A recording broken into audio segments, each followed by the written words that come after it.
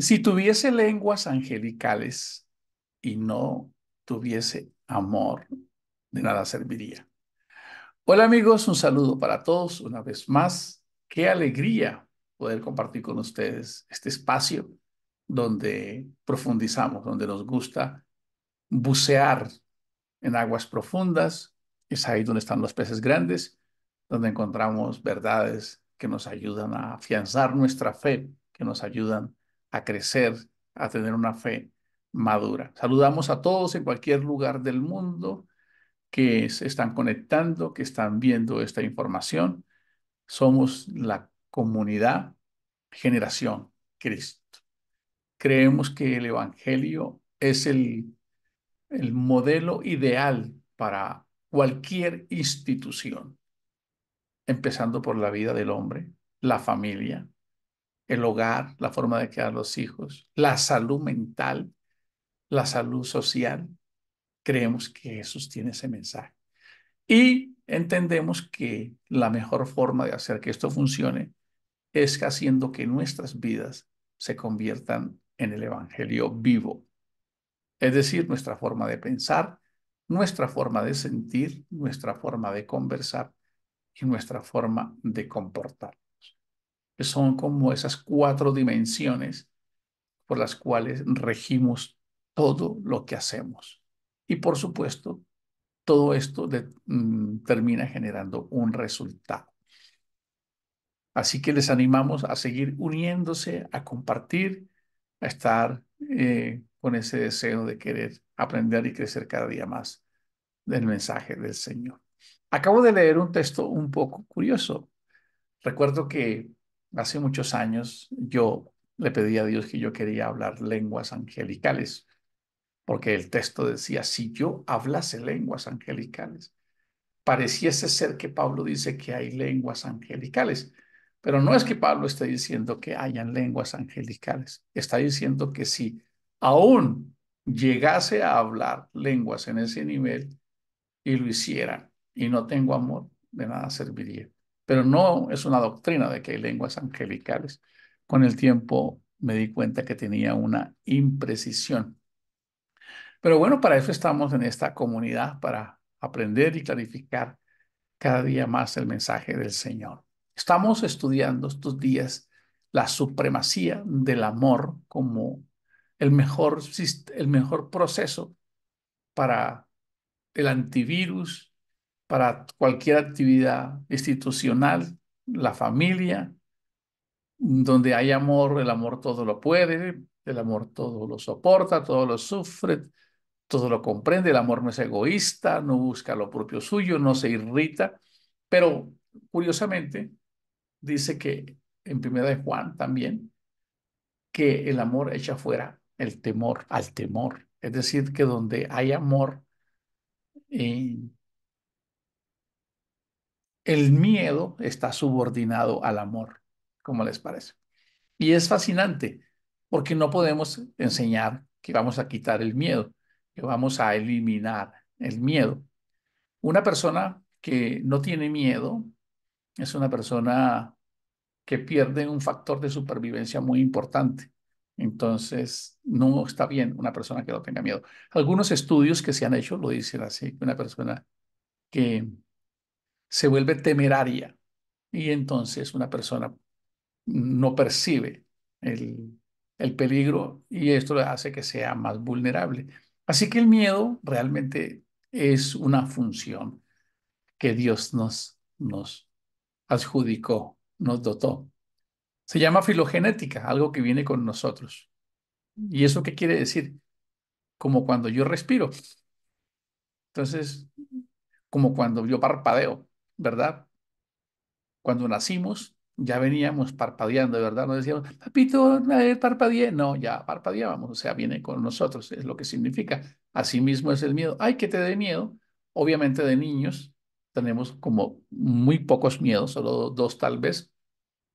Entonces, con el tiempo, con la información que va sucediendo en el entorno, con esos gritos, sustos, peleas, caídas, regaños, se van incorporando otros miedos en nosotros, que la mayoría de ellos son infundados. o desactualizados. Infundados es porque no hay razón. No les contaba que había un parqueadero donde yo iba, cerca de unos clientes que tenía, y yo parqueaba ahí el carro. Pero tenían un perro que parecía un león amarrado a una cadena. Y cuando el parqueadero estaba lleno, teníamos que ir a dejar las llaves allá y teníamos que estar cerca del perro. Y todos los que pasábamos a entregar las llaves temblábamos con la manito y el perro ahí al lado de nosotros, amarrado con esa cadena. Y duré un mes sin ir al parqueadero y llegué y ya mi mente me estaba diciendo, uy, ojalá encuentre puesto porque cada vez que tengo que entregar las llaves, aquí sale ese perro, qué peligro, qué miedo con ese perro. Así que yo parqué y fui caminando con cautela, así como caminando a ver dónde sale el perro. Y el señor que estaba allá recibiendo me dijo, señor, ¿qué le pasa? Entonces le dije, no, ¿dónde está el perro? Digo, no, el perro se murió hace como 15 días. Escucha, el perro se murió hace como 15 días. Es decir, yo todavía seguía manteniendo el miedo.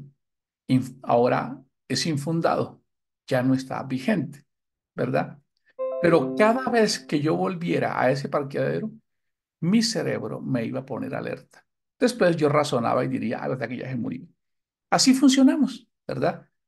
En el día a día con la esposa, cuando sabemos que hay situaciones que son chocantes, detonantes, uno también le pasa lo mismo. Ay, yo mejor no hablo de ese tema.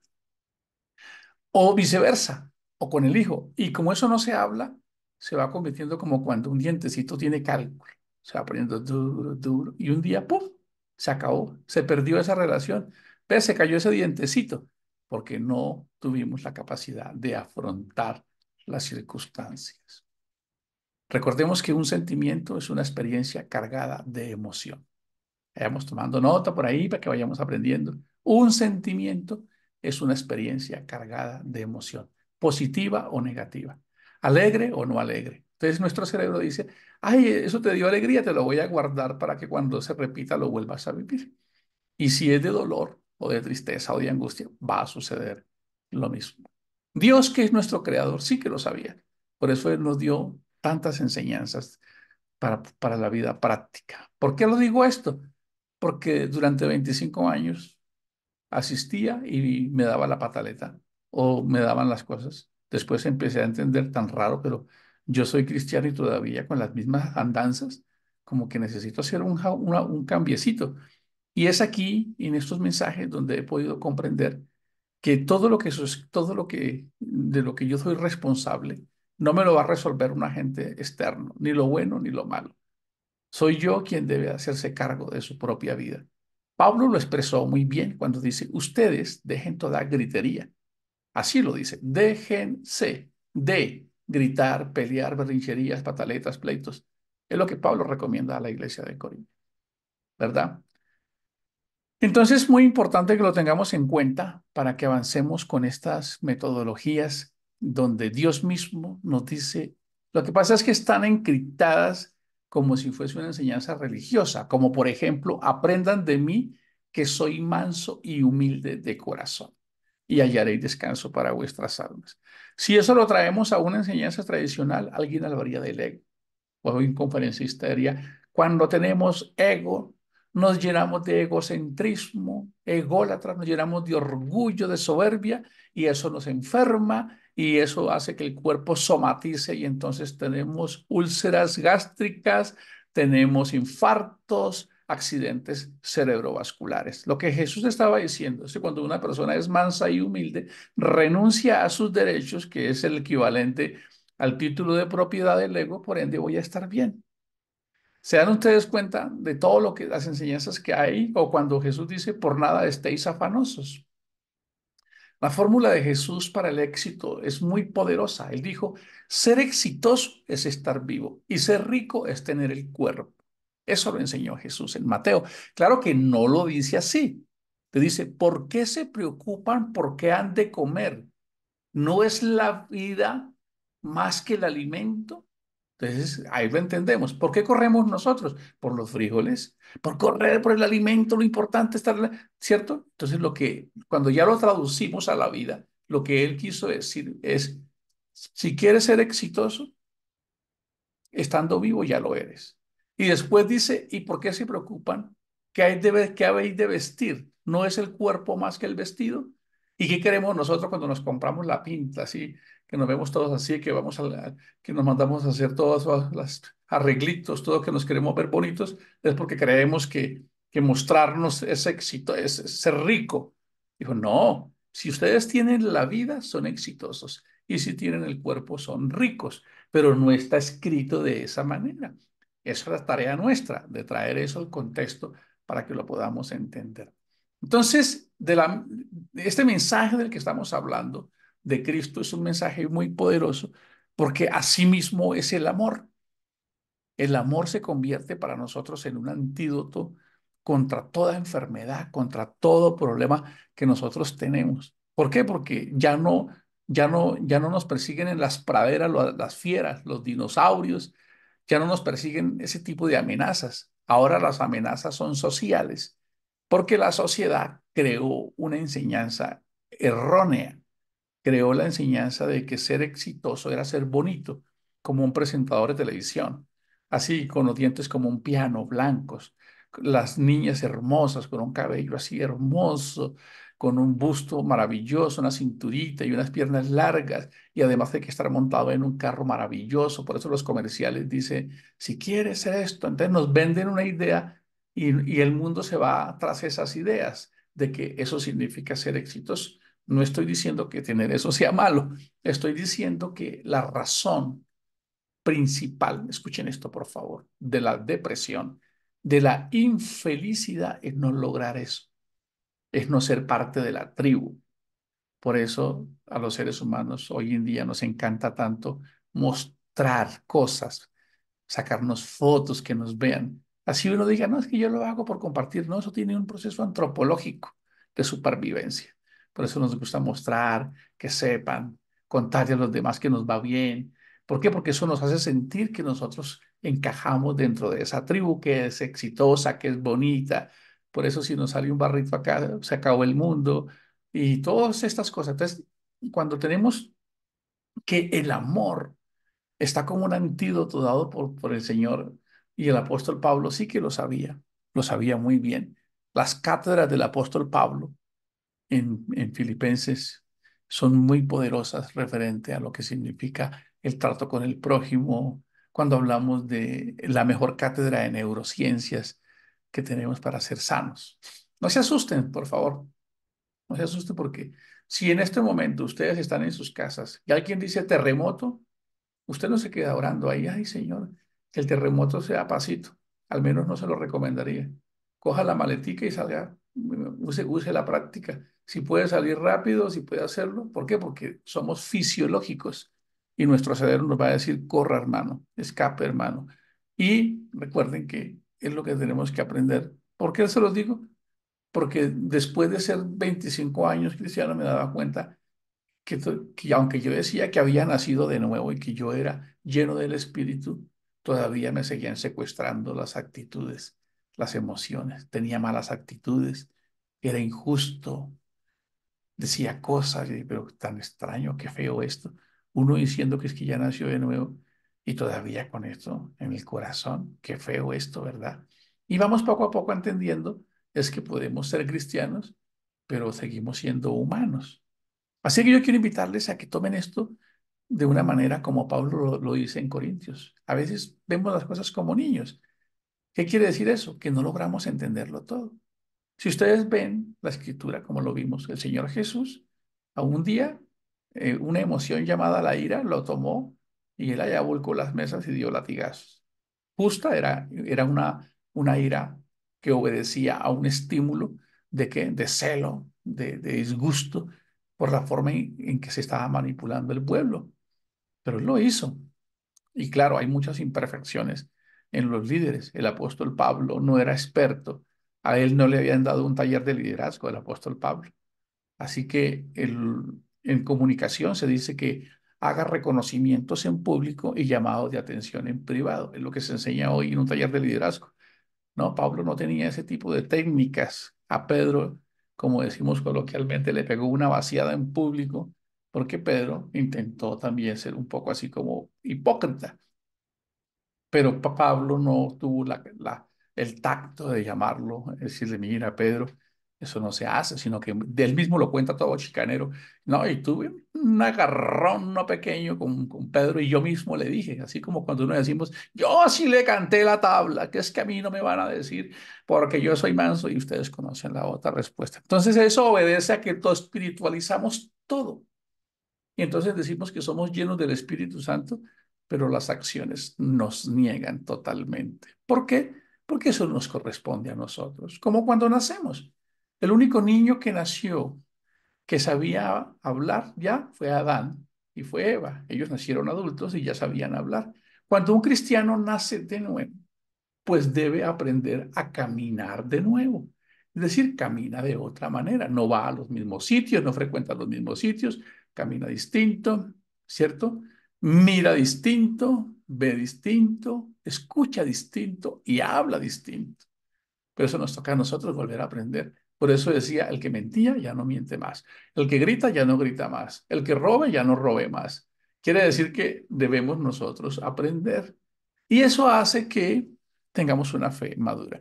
Eso nos ayuda a hacernos responsables de nosotros mismos, que lastimosamente es lo que nos está pasando.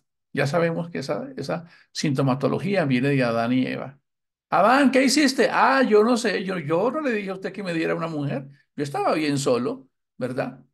Le preguntaron a la mujer, ¿y usted por qué hizo eso? Dijo, ah, no, eso es culpa suya, porque yo acaso le dije a usted que usted no es Dios. Usted debió haber precavido esto, previsto esto. Ahí estaba la serpiente. Un poco de humor. La única que llevó el bulto fue la serpiente. No tuvo a quien echarle la culpa. Casi siempre dicen que un mito no tiene cómo defenderse. Entonces, mis queridos líderes, perdónenme que a veces digo cosas sueltas y les quedan allá a ustedes dando vueltas en las cabecitas. Pero es para que ustedes no tienen que creer lo que decimos acá. Este es un lugar donde predicamos y expandimos la mente para que cada uno se encuentre con Dios. Pero les tengo una muy buena noticia que vamos a mirar aquí hoy en Primera de Corintios 13. ¿Por qué es importante estudiar? Porque es como educación. La palabra educare significa salir de un lugar, salir del desconocimiento o de la ignorancia. Es lo que hacemos en Generación Cristo. Cuando leemos un capítulo como el capítulo 13 que estamos leyendo, donde habla de la supremacía del amor, tenemos que entender por qué Pablo está escribiendo ese capítulo. Y es muy sencillo. Ustedes se van al capítulo 12 y parte del 11. En el capítulo 11 se estaban presentando lo que se llamaba la Cena del Señor y habían algunas inconsistencias en esa actividad que parecía muy ultra santa, no se comportaban de la manera precisa. Habían juicios, allá están los pobres, esos son estrato 1, no tienen, anda en bus, allá. O sea, eso se presentaba en Corinto, ¿cómo les parece? Después llegaron al capítulo 12 y dijeron, a ver quiénes son los más neumáticos. ¿Cómo así que los más neumáticos? Sí, los más espirituales. ¿Y quiénes son los más espirituales? Los que más gritan, los que más hablan en lenguas. Esos son los más espirituales. Y se armó allá en Corinto una división, algo impresionante. Entonces, qué importante entender por qué es que se escribió un libro. Entonces, Pablo tiene que empezar a desglosarles poco a poco. Mira, están los dones, ¿cierto? Pero de todos modos, un solo don no es importante, somos un cuerpo. Y él va llevándolos poco a poco y poco a poco los va llevando en esa pedagogía para que entendamos por qué él habla del amor. Cuando ustedes cierran el capítulo 12, ustedes se van a dar cuenta que les dice, pero les tengo algo más glorioso, el amor. ¿Cómo les parece? Es que es fascinante. Y es fascinante, ¿por qué? Porque la fórmula dada por Dios para ser exitoso, que es amar a Dios, amar al prójimo y a ti mismo, está vinculada por el amor. A amar a Dios, amar al prójimo como te amas a ti mismo. El amor es el fundamento de todo este proceso. Pero todos no sabemos ese primer mandamiento, y además que es un mandamiento, pero no lo colocamos en práctica. Ya habíamos dicho que Jesús dijo que amáramos al enemigo. Digo, uy, no, pero ahí sí me poncho, porque yo amo a mis amigos. Jesús dijo, ah, bueno, perdónenme, voy a decírmelo a mí. Tú eres un hipócrita, Gio, porque si tú dices que amas a Dios y no amas al enemigo, dice así, ¿qué gracia tiene amar a los que se portan bien contigo? Eso lo hace cualquiera. Pero apenas tú tienes un problemita con tu hijo, ya lo quieres despachar de la casa. Ya tienes un problemita con tu esposa y ya le empacaste la maleta. Ya tienes a tu esposo que no te lo aguantas y ya le empacaste la maleta. Entonces tú vigila muy bien eso que tú crees. Es lo que dice la escritura. Porque amar con el que es fácil, eso está al alcance de todos. Pero el modelo de Cristo es distinto para que se parezcan a vuestro Padre que está en los cielos. Yo quiero decirles que no soy eso, pero así dice. Pero me encanta la idea y quisiera caminar cada día más y dar pequeños pasitos. Cuando llegamos entonces al capítulo 13, entonces Pablo hace ese listado maravilloso, que el amor es infalible. Entonces nosotros nos regimos por dos grandes emociones, el amor y el miedo. ¿Cómo les parece? Y casi todos los días o actuamos inconscientemente por el miedo, por eso atacamos, por eso peleamos, por eso mantenemos irritados, por eso tal cosa, por el miedo. Así que conscientemente, si activamos y decidimos amar, porque el amor es una decisión, o sea, uno puede decir, Señor, ayúdame a amarla. Él te va a decir, deja la pereza y ámala. Bueno, la pereza no, más bien la dureza de corazón. ¿Por qué? Porque eso es una praxis. Una praxis es como cuando uno empieza a decir, soy bueno, soy buena gente, soy esto, y eso se va convirtiendo en un hábito, poco a poco, hasta que nosotros lo hagamos. Si no lo practicamos, no va a suceder. Entonces, él termina diciendo algo que quiero, en lo que quiero que hoy nos quedemos, porque todavía nos falta otro tema más, que es poderosísimo. Entonces, Pablo termina diciendo de la siguiente manera, para que lo entendamos. Dice, él termina diciendo, el amor nunca se da por vencido. Escucha, ya tú sepultaste esa amistad, ese sueño, ese familiar, esa pareja, ya la sepultaste. Dice, el amor nunca se da por vencido. Jamás pierde la fe. Siempre tiene esperanza y se mantiene firme en todas circunstancias. ¡Wow! ¿Qué taller de liderazgo es esto? ¿Por qué no se lo enseñan a las empresas? Esto es maravilloso. Esto es grandioso, de verdad que sí. Y entonces continúa. En la profecía, el hablar en idiomas desconocidos. Estoy leyendo la palabra de Dios para todos. Dice la profecía, el hablar en idiomas desconocidos y el conocimiento especial se volverán inútiles. Aquí hay un derroche de contenido. Aquí hay un súper tesoro. Si ustedes leen la versión Reina Valera de 1960, dice cesarán las lenguas, la ciencia y el conocimiento, que va a cesar. Pero no es tan precisa esa traducción. No es que esté diciendo que van a desaparecer totalmente. Lo que está diciendo, escuchen esto con mucha atención, es lo mismo que, es el mismo principio. Recuerden que tenemos que mirar con coherencia lo que él viene diciendo. Si yo hago esto y no tengo amor, ¿de qué sirve? Si yo hago esto y no tengo amor, ¿de qué sirve? Y después coloca como el carácter del que ama. El amor todo lo puede, todo lo sufre, todo lo soporta. Lo que está diciendo acá para desmontar a esos prohombres que se están creyendo, todos esos prohombres que se están creyendo que son los meros iluminados porque hablan en lenguas, porque son los que son los sabios, los que predican. La palabra profetizar en esta traducción significa predicar. Tengan eso en cuenta. No significa entrar en éxtasis, en decir Dios me mostró, no. Cuando ustedes lo leen en el original, bueno, el original no, en el griego, la traducción más correcta tiene que hablar con predicar. ¿De acuerdo? Entonces, importante esto. Casi que Pablo está diciendo lo siguiente, por favor, escuchen esto. ¿De qué sirve la sabiduría? ¿De qué sirve saber tantos textos bíblicos? ¿De qué sirve tener tanto conocimiento? ¿De qué sirve decir yo ya me leí la Biblia 4 veces? Yo hago parte del comité, yo hago canto, silbo, bailo, ofrendo. Yo hago. Lo que él está diciendo es que es mejor el comportamiento. Escúchenlo, por favor. Cuando llegamos acá, ¡wow! Esto me voló la cabeza. Estamos muy alineados. Dice, la profecía, el hablar en idiomas desconocidos. El, eh, es importante que haga una aclaración acá. Cuando ustedes leen lenguas, el hablar en lenguas, lastimosamente todavía hay organizaciones que le dicen a sus feligreses que aprendan a hablar en lenguas.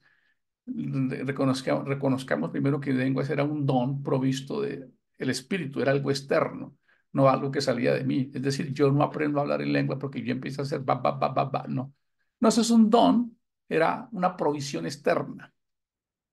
Pero cuando se decía hablar en lenguas, no era glosolalia. Glosolalia es repetir cosas sin sentido.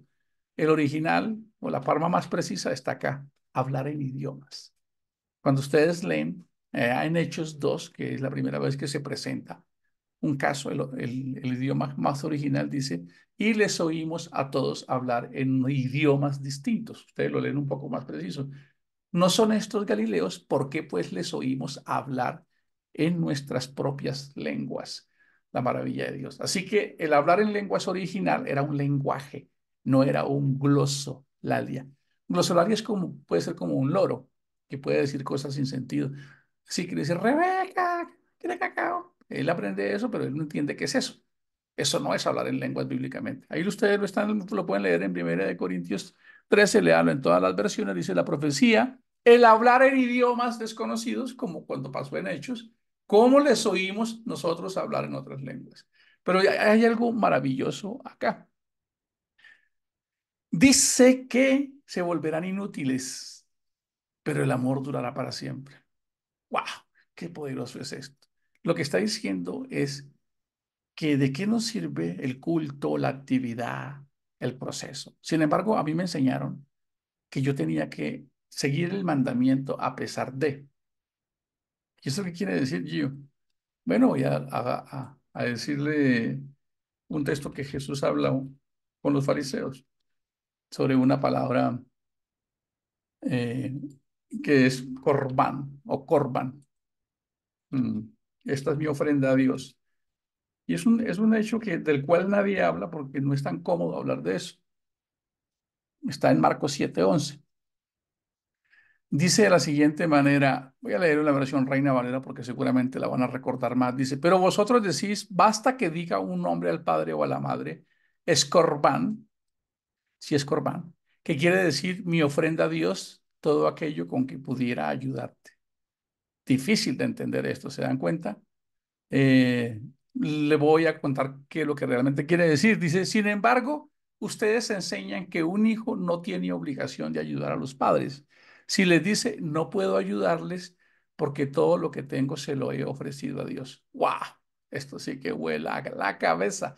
Lo que está diciendo es que muchos, y los judíos en especiales, le decían a las personas, mire, cumple el propósito de la comunidad. Usted primero dé a Dios lo de Dios, así usted no le cumpla a sus padres. Wow, Jesús les dice, fariseos hipócritas, primero lo primero. Entonces lo que está queriendo decir aquí Pablo es que tanto la sabiduría, no es que ese hermano predica y uno queda una bomba, o no es que ese hermano habla en lenguas, no, y es que ese hermano, él dice, todo eso es inferior al vivir un evangelio del comportamiento del amor, porque el amor siempre permanecerá. Es decir, no pongan, no corban, es decir, no piensen que por hacer cosas de culto son más espirituales que por comportarse. Es comportándose y viviendo en el día a día que realmente demuestran que son hijos de Dios. Nos falta un pedacito más muy importante, la fe, la esperanza y el amor. Estaremos desarrollándolo en el próximo espacio. Bendiciones para todos.